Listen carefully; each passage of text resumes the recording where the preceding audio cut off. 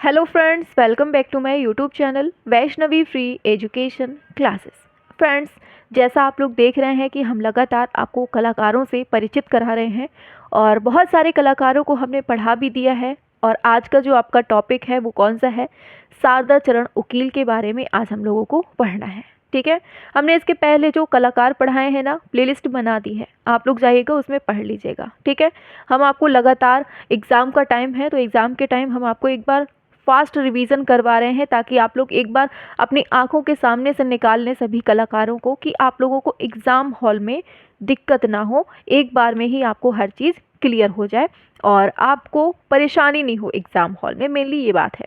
ठीक है, तो चलिए, रेडी हैं आप लोग शारदा चरण उकील को पढ़ने के लिए? बताइए सभी लोग। और देखो, क्लास स्टार्ट करने से पहले ही आप लोग लाइक वाइक करते रहा करो। ठीक है, और एक बार क्लास को शेयर भी कर दिया करो ताकि सभी लोग क्लास से जुड़ जाया करें। बहुत बढ़िया। और शाम को 7 बजे जो क्लास होती है ना, वो बहुत इंपॉर्टेंट होती है। शाम को 7 बजे वाली क्लास जो है बिल्कुल नहीं छोड़नी है, तो मतलब नहीं छोड़नी है, क्योंकि वो क्लास ऐसी क्लास है जो बहुत ज़्यादा इंपॉर्टेंट है और आपके एग्ज़ाम में मील का पत्थर साबित होगी। ठीक है, चलिए ऑफ करते हैं। ऑफ क्या करते हैं, आगे बढ़ते हैं, सीधे अपनी क्लास को स्टार्ट करते हैं। ठीक है, अभी तो शुरुआत हुई है, ऑफ कैसे होगा। चलिए शुरू करते हैं अपनी क्लास को। आ जाते हैं मैदान में, एकदम युद्ध के मैदान में। चलो शुरू करते हैं। चलिए शुरू करते हैं। शारदा चरण उकील के बारे में पढ़ते हैं आगे। देखिए, इनके बारे में बात करें सबसे पहले कि शारदा चरण उकील जो है, इनका जन्म कब होता है? 1888 में इनका जन्म होता है और मृत्यु होती है 1940 में। तो चलिए देख लेते हैं इनके बारे में क्या है कि अवनींद्रनाथ टैगोर के शिष्यों में गिने जाते हैं। ये भी याद रखना, शारदा चरण उकील। इनका जन्म होता है 14 नवंबर 1888 ईस्वी को। कहाँ पर होता है? ये होता है बांग्लादेश में होता है। ये डिब्बा बना रहे हैं ना, ये इंपॉर्टेंट है आपके लिए। अध्यात्म और दर्शन में रुचि रखने वाला उनका परिवार पारंपरिक कलाओं में दक्ष था। यही कारण था कि उनमें कलागत संसार बचपन से ही पल्लवित होता चला गया। आगे, शारदा जो है ये 3 भाइयों में सबसे बड़े थे। तो ये लोग कितने भाई थे? 3 भाई थे, सबसे बड़े थे। इनके 2 भाइयों के नाम जो है वारदा उकील है और दूसरा है रनाडा उकील। ठीक है, ये भी रणदा उकील या रनाडा उकील दे दे लिख के, कुछ भी समझ जाना। वारदा उकील, दूसरे रणदा उकील। ठीक है, शारदा जो है ये शांतनु उकील के पिता थे। शारदा जो है ये शांतनु उकील के पिता थे। ठीक, ये याद रखना। आगे, जो बंगाल स्कूल ऑफ आर्ट के मार्ग निर्माता थे। ठीक, मतलब शारदा चरण उकील के पिता थे शांतनु उकील, ये याद रखना है। ठीक है, और ये कौन थे? ये बंगाल स्कूल ऑफ आर्ट के मार्ग निर्माता थे। शारदा की कला में अभिरुचि देखते हुए उनके परिजनों ने उन्हें राजकीय कला विद्यालय कोलकाता, लगाओ इम्पोर्ट, किस किस कला विद्यालय से संबंधित है? कोलकाता में दाखिला लिया। यहाँ इन्होंने 1905 से 1911 ईस्वी तक अवनींद्रनाथ टैगोर के निर्देशन में कला शिक्षा का ग्रहण किया और सन 1920 से 40 तक उकील दिल्ली कला आंदोलन के मार्ग निर्माता रहे। ये भी इंपॉर्टेंट है। सन 1925 में भारतीय नाट्यकार और चित्रकार शारदा उकील ने प्रेम संन्यास फिल्म में, इंपॉर्टेंट लाइन है, लगाओ स्टार, प्रेम संन्यास फिल्म में राजा शुद्धोधन की भूमिका निभाई। ये याद रखना, 1925 में, बहुत इंपॉर्टेंट है। ये film the light of Asia, German निर्देशक कौन थे? फॉन्ज आस्टीन ने निर्देशित की थी। और सन 1918 में शारदा परिवार सहित बांग्लादेश से दिल्ली आकर बस जाते हैं। ठीक है, दिमाग में रखना, जितने जितने डिब्बे बन रहे हैं सारे इंपॉर्टेंट हैं। सन 1926 ईस्वी में इन्होंने नई दिल्ली में, लगाओ important, Sharda Ukil school of art की स्थापना की। बहुत इंपॉर्टेंट है। और बंगाल शैली के प्रचार प्रसार में इन्होंने योगदान दिया। इसके पश्चात आधिकारिक तौर पर आर्ट टीचर्स, कला शिक्षकों के लिए इसे मंजूरी भी मिल जाती है। फिर आती है चित्रण और शैली के बारे में। तो भगवान बुद्ध को अपने जीवन और कला की प्रेरणा मानने वाले शारदा उनके तप, साधना, मानवीय करुणा के प्रति आकर्षित थे और यही उनको सृजन स्फूर्ति व संतुष्टि देता था। बुद्ध के विराट व्यक्तित्व से प्रभावित होकर उन्होंने बुद्ध की जातक कथाओं पर आधारित अनेक चित्रों की रचना की। उनकी चित्रशाला एक बौद्ध विहार के समान लगती थी। उन्हीं के शब्दों में, बहुत इंपॉर्टेंट, जब मैं बालक था बुद्ध से मेरा सहज लगाव हो गया और बड़ा होकर मैं एक प्राथमिक आकर्षण का विश्लेषण नहीं कर सका हूँ, या यूं कहें तो अतिशयोक्ति न होगी कि उनकी ऐतिहासिक एवं पौराणिक विषयों के अंकन में अधिक रुचि रही। ठीक। बुद्ध के अतिरिक्त इन्होंने राधा कृष्ण पर आधारित भी अनेक चित्र बनाए, इंपॉर्टेंट है। फिर क्या होता है आगे, राधा कृष्ण की क्रीड़ाएं, रासलीला, ये सब चित्रित की हैं और यहाँ विरहिणी गोपियों के मनः स्थिति एवं चारित्रिक विशेषताओं को शारदा ने बड़े भावपूर्ण से उकेरा है। अब डॉक्टर सची रानी गुरटू के अनुसार लाइन इंपॉर्टेंट है। इन्होंने कहा है, कहीं कहीं तो व्यथा का कुहासा इतना घनीभूत हो गया है कि जीवंत व उल्लासित भाव निश्चेष्ट और वातावरण निस्तब्ध व शून्यमय हो गया। ये किसने कहा है? डॉक्टर सची रानी गुरटू का ये कोटेशन है। किसके लिए? शारदा चरण उकील के लिए ये कोटेशन बोला था।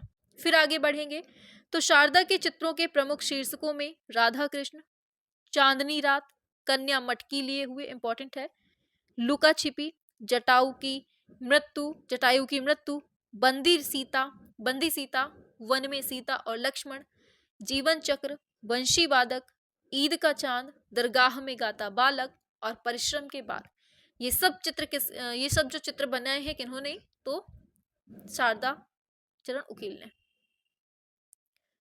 शारदा के चित्रों में मुगल और राजपूत कला का प्रभाव झलकता है, बहुत इंपॉर्टेंट लाइन। और रोथेनस्टीन के अनुसार, बहुत इंपॉर्टेंट है ये, रोथेनस्टीन ने कहा है कि उकील की कृतियों में भावुकता रविन्द्रनाथ टैगोर के गीति काव्य जैसी बन पड़ी है। लाइन बहुत इंपॉर्टेंट है, किसने कहा है? तो ये रोथेनस्टीन ने कहा है।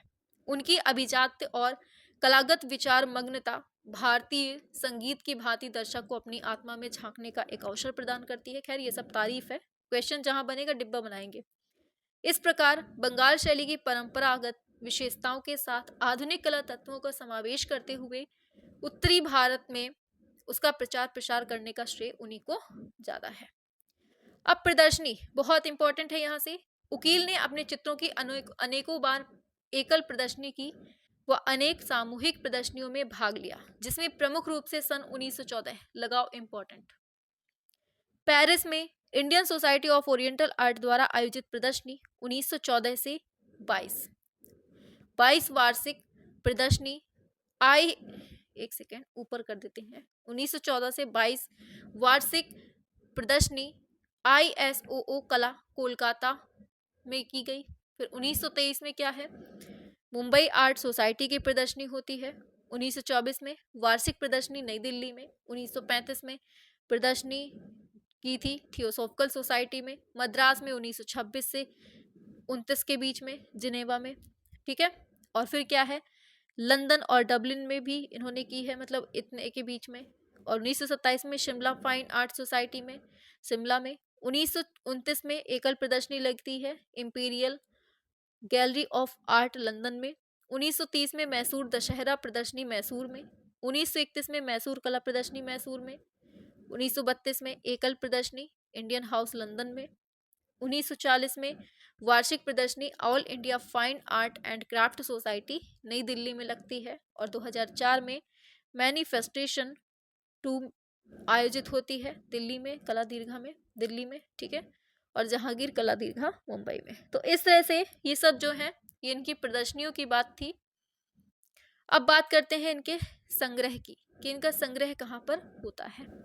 तो शारदा के चित्र देश विदेश के कई राजकीय एवं निजी संग्रहालयों में हैं, जिनमें प्रमुख रूप से राष्ट्रीय आधुनिक कला संग्रहालय नई Delhi, Jagmohan palace Mysore, Shri Chitra art gallery Thiruvananthapuram में, अकादमी ऑफ फाइन आर्ट कोलकाता में, सालार जंग म्यूजियम हैदराबाद में, ट्रावनकोर, मंडी, चंबा, कूच विहार और बिलासपुर के शाही परिवारों के संग्रह में, Lord Wellington, William Rothenstein, mister Ramsay MacDonald, Lord Zetland, mister GD Birla, Delhi और गैलरी दिल्ली में, दिल्ली आर्ट गैलरी दिल्ली में है। तो ये जो जगह है इन्होंने बताई है इनके संग्रह की, ये जगह है।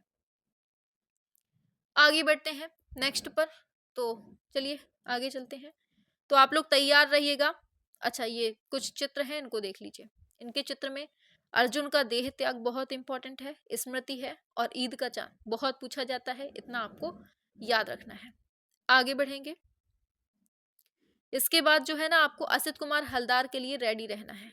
ठीक, इसके बाद जो है नेक्स्ट कलाकार आपके असित कुमार हलदार आएंगे। चलिए पढ़ लेते हैं आगे। अब देखो, शारदा चरण उकील के पुरस्कारों की बात करते हैं।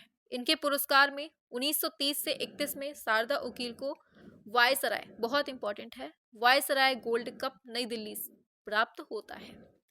फिर 1940 में gold medal all India fine art and craft society नई दिल्ली के द्वारा दिया जाता है।